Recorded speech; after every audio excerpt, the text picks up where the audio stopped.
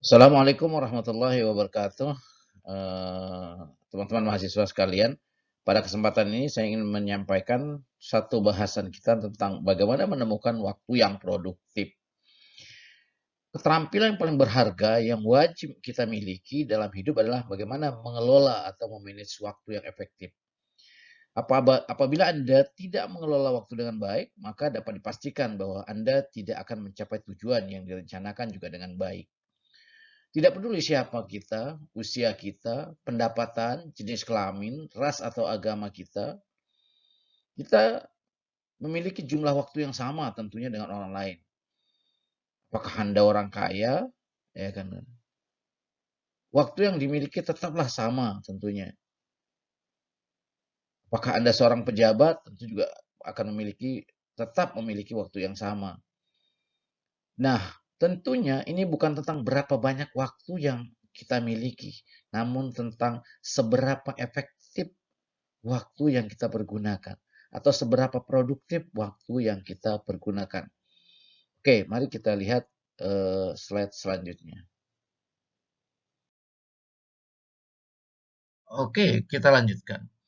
Coba Anda ingat-ingat atau coba diingat-ingat kapan Anda merasa paling produktif.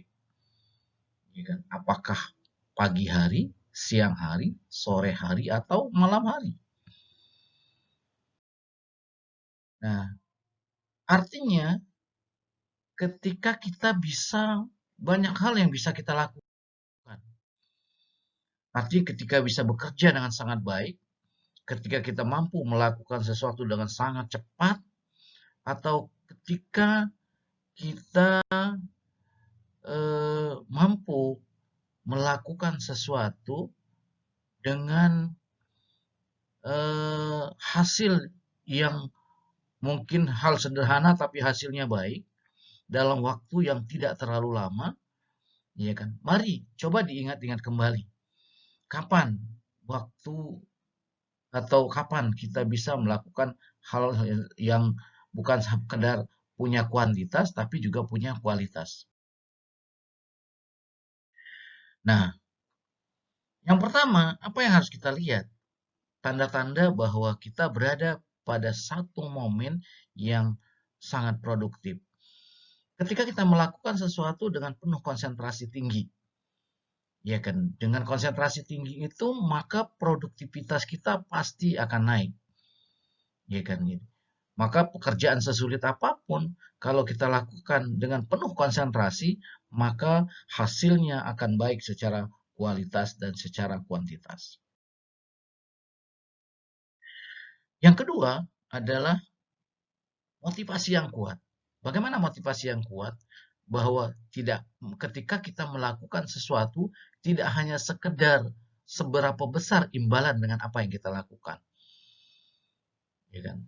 Kita tidak hanya sekedar ketika kita melakukan pekerjaan tidak hanya sekedar supaya mendapatkan upah atau gaji, tapi lebih dari itu. Kita melakukan sesuatu dengan tanpa berpikir bahwa seberapa imbalan yang saya dapat. Itu motivasi yang kuat. Kalau kita bicara soal waktu, setiap orang, seperti saya sampaikan di awal tadi, bahwa Anda mau orang kaya, mau pejabat, mau orang miskin, iya kan gitu. Orang tua, orang muda, iya kan gitu. Orang pintar, semua kita hanya memiliki waktu 24 jam dalam satu hari. Ingat, waktu kita hanya 24 jam dalam sehari dan kita diberikan jatah yang sama oleh Yang Maha Kuasa itu dianugerahkan yang sama, punya waktu 24 jam dalam satu hari. Dalam waktu 24 jam itu pasti ada yang produktif, ya kan? Ada yang produktif, artinya apa yang kita lakukan punya nilai tambah, ya kan? Apa yang kita lakukan punya nilai tambah, punya nilai yang kita lakukan. Ada yang non produktif, artinya segala sesuatu yang kita lakukan tidak ada nilai tambahnya, baik secara materi ataupun non materi, ya kan? Tidak ada nilai tambahnya, maka itu adalah non produktif atau ya aktivitas yang sia-sia. Oke, lalu bagaimana cara mengenali waktu produktif kita? Ya. Pertama adalah kenali jam biologis tubuh kita. Kadang-kadang kita lebih senang bekerja pada pagi hari, iya kan gitu. Pagi hari mungkin ada yang merasa bahwa karena pagi itu masih seger, masih fresh gitu, maka kita biasanya oke, saya produktif saya adalah pagi hari. Atau ada yang mungkin merasa lebih produktif pada siang hari, iya kan gitu. Sehingga dia melakukan sesuatu yang nilai kerjanya tinggi dan lain sebagainya dilakukan pada siang hari. Atau dia membagi ada yang malam hari, ya kan. Kalau kita bagi secara waktu, umpamanya kita bagi dalam 4 waktu, pagi, siang, dan malam. Ada yang mungkin produktivitasnya dia akan tinggi kalau dia melakukannya di malam hari. Karena mungkin penuh konsentrasi, tidak ada yang mengganggu, dan lain sebagainya. Nah, ini harus kita kenali. Ya kan? Harus kita kenali. Sebetulnya jam biologis tubuh kita itu kapan saat kita memang merasa paling produktif. Kedua adalah tentukan prioritas. Jadi saat kita produktivitasnya tinggi, saat kita mampu melakukan sesuatu dengan baik dan cepat, maka kita pilih juga pekerjaan-pekerjaan yang memang prioritas supaya nilainya tinggi juga. Artinya prioritas itu artinya yang kita lakukan memang penting dan genting. Iya kan gitu. Jangan sampai kita kerjakan dengan cepat pekerjaan yang tidak penting. Akhirnya juga nilainya rendah juga gitu. Jadi kalau kita lihat prioritas, prioritasnya penting, genting, penting tapi tidak genting, atau ya tidak penting dan tidak genting, tapi kita cari adalah memang pekerjaan itu penting dan genting. Sehingga ketika kita selesaikan pekerjaan itu selain punya kualitas yang baik, juga punya kuantitas yang baik. Dan sangat mungkin eh, ya kalau pekerjaan-pekerjaan itu terkait dengan orang lain, ya akan memberikan nilai dampak yang luar biasa terhadap pekerjaan lain atau terhadap orang lain. Kemudian yang ketiga, fokus. Fokus adalah satu pekerjaan dalam satu waktu. Fokus. Kadang-kadang kita punya waktu 5 jam untuk melakukan satu pekerjaan. Iya kan gitu. Harusnya pekerjaan itu kalau kita fokus kita bisa kerjakan dalam waktu 2 jam. Cuman karena kita sambil sambil kerja, sambil nyusun project, sambil buat project, sambil baca WA juga, baca medsos, Facebook dan lain sebagainya.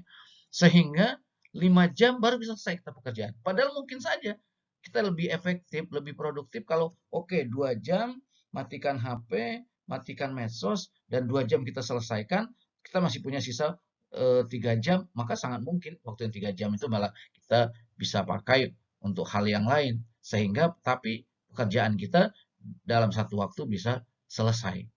Itu fokus. Yang keempat, kerjakan dengan hati riang. Jadi eh, pekerjaan itu memang harus didasari dari hati, iya kan gitu. Bekerja melibatkan hati. Jadi biasanya kerja itu sangat dipengaruhi oleh kondisi psikologis kita. Sangat sulit kita menyelesaikan pekerjaan ketika hati ketika hati kita tidak tenang, ya kan gitu. Kalau kata anak-anak sekarang tuh susah kerja dalam kondisi galau gitu ya. Jadi memang harus dihadapi dengan riang, happy ya kan gitu. Ya kita harus hadapi pekerjaan seperti itu, ya kan gitu.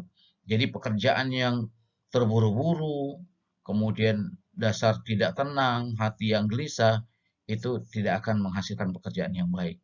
Ya mungkin pekerjaan itu selesai, tapi hasilnya tidak maksimal ya, ya kan.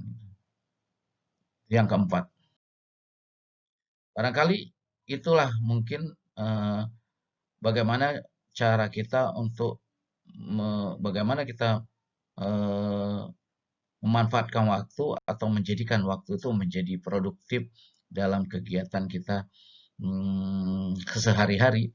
Bahkan dalam proyek-proyek besar pun mungkin itu yang harus kita lakukan. Maka untuk sukses katanya butuh waktu kerja yang lama, padahal untuk sukses itu bukan pada banyaknya waktu, tetapi bagaimana Anda dapat melakukan sesuatu yang benar. Orang sukses tidak diatur oleh waktu, tapi dialah yang bisa mengatur waktu.